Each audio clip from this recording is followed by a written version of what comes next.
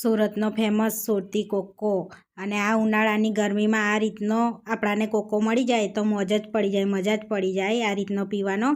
તો આપણે આ કોકો ચોકલેટના ઉપયોગ વગર બનાવવાનો છે, તો એકદમ ટેસ્ટી બનીને. હાય ફ્રેન્ડ્સ, આજે હું શેર કરીશ તમારી સાથે કોલ્ડ કોકો બનાવવાની રેસીપી. તો આપણે સુરતનો ફેમસ કોલ્ડ કોકો બનાવીશું, તે બી આપણે ચોકલેટ નાખ્યા વગરનો. તો આગળ 2 કપ મેં અહીંયા દૂધ લીધું છે, હવે એને આપણે ગરમ કરી લઈશું. તો અહીંયા દૂધ ગરમ કરવા મૂક્યું છે, તો એની અંદર આપણે સાકર એડ કરવાની છે 2 ચમચી જેવી. તમે ખાંડ કરી શકો છો, પણ આ ઉનાળાની ગરમી છે તો સાકર શરીર માટે ઠંડી હોય છે, એટલે આપણે સાકર એડ કરી છે. હવે આપણે એની અંદર એક ઉભરો આવવા દઈશું મિક્સ કરીને. તો સાકર શરીર માટે ઠંડી હોય છે એટલા માટે આપણે સાકર એડ કરી છે. તમે ધાગાવાળી મિશ્રી પણ એડ કરી શકો છો.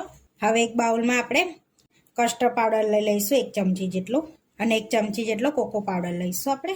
એની અંદર થોડુંક ઠંડુ દૂધ એડ કરીશું આપણે, અને ગાંઠા વગરનું બેટર આપણે તૈયાર કરી દઈશું બેઉને મિક્સ કરીને સરસ એવું. તો આપણે ગાંઠા વગરનું બેટર તૈયાર થઈ ગયું છે. આ રીતનું સરસ એવું ઓગાળી લીધું છે, એક બી ગાંઠો નથી અંદર. તો આપણે દૂધમાં એક ઉભરો આવી ગયો છે. હવે આપણે જે કોકો પાવડરવાળું મિશ્રણ બનાવ્યું હતું ને એ એડ કરી દેવાનું છે અંદર, અને સરસ મિક્સ કરી અને થોડુંક થીક થવા દઈશું આપણે એને. તો સરસ એવું મિક્સ કરી દેવાનું છે ને એક ઉભરો આવવા દઈશું, જેથી સરસ થીક થઈ જશે. તો હવે આપણે એક ઉભરો આવી ગયો છે એની અંદર. તો હવે આપણે એની અંદર ચોકલેટ સિરમ એડ કરવાની છે. ચોકલેટની જગ્યા પર ચોકલેટ સિરમ એડ કરીશું 3 ચમચી જેટલું. હવે મિક્સ કરી દઈશું આ રીતનું ચોકલેટ સિરમ એડ કરીને પછી સરસ કરી મિક્સ કરીને થોડીક વાર આપણે એને ઉકાળી લઈશું સરસ એવું.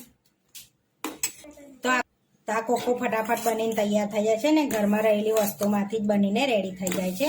તો આપણે સરસ 2 થી 3 મિનિટ સુધી ઉકળી ગયો છે કોકો. હવે આપણે એને ઠંડો કરી લઈશું. તો હવે ગેસ બંધ કરી લઈશું અને નીચે ઉતારી લઈશું. હવે આપણે ગેસ પરથી નીચે ઉતારી લીધો છે કોકોને, જોઈ શકો છો સરસ એવો કોકો. ચોકલેટ વગર બી સરસ દેખાય છે એવો કે કોકો જ બનેલો છે એમ. તો હવે આપણે એને ઠંડો થવા દઈશું. ગેસ પરથી નીચે ઉતારી લીધો છે તો, અને પછી ફ્રીજમાં મૂકીશું. રૂમ ટેમ્પરેચર પર બહાર જ આવવા દઈશું અને પછી ફ્રીજમાં મૂકીશું. એમાં મૂકી એને 2 કલાક જેવું થઈ ગયું છે અને સરસ ઠંડો થઈ ગયો છે, ચીલ્ડ થઈ ગયો છે. તો હવે આપણે સર્વ કરી દઈશું. તો આપણે ઠંડો સર્વ કરી દેવાનો છે. તો ઉનાળાની ગરમીમાં આ રીતે આપણે ઠંડો બનાવીને પી શકીએ છીએ. આપણે આ રીતના ગ્લાસમાં લઈ લેવાનું છે.